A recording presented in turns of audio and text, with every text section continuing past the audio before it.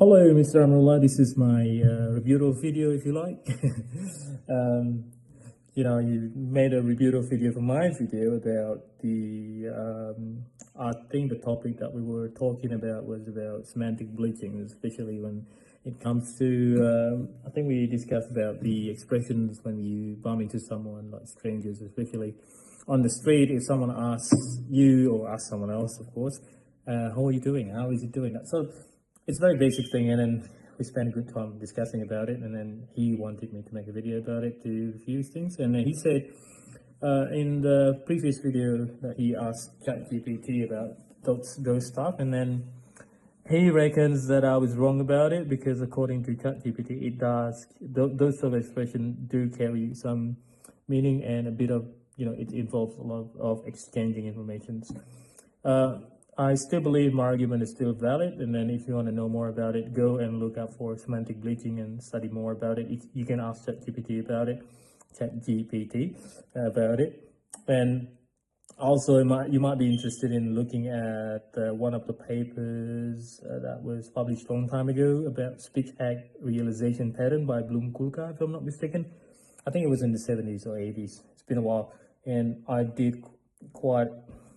done quite an extensive reading about his work. I was quite interested in that sort of thing. Other things to understand about this sort of thing is you can try to study a bit of semantic.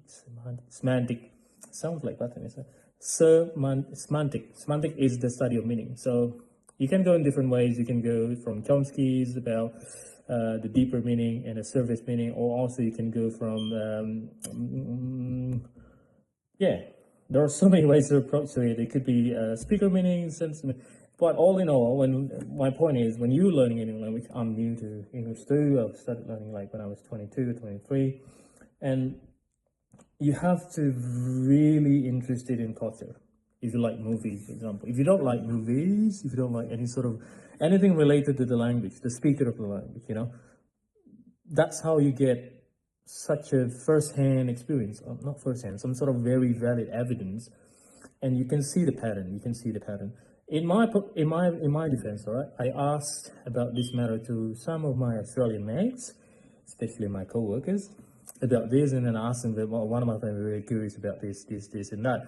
I said, what do you mean when you say how is it going? Sort of, you do really want to know how someone is doing, or it's just a bit of expressions, like it's just like hi, you don't expect the answer.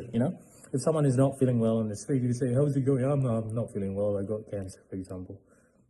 Would that be the case? And he said no. So I think my argument is still valid up until now, but it will be interesting if you can spend a bit more time to do reading on semantic bleaching and come back to me with more convincing answers, hopefully, if you're not busy. All right, Mr. Lawyer, I think that's my defense. I'll be busy. I'm so sorry.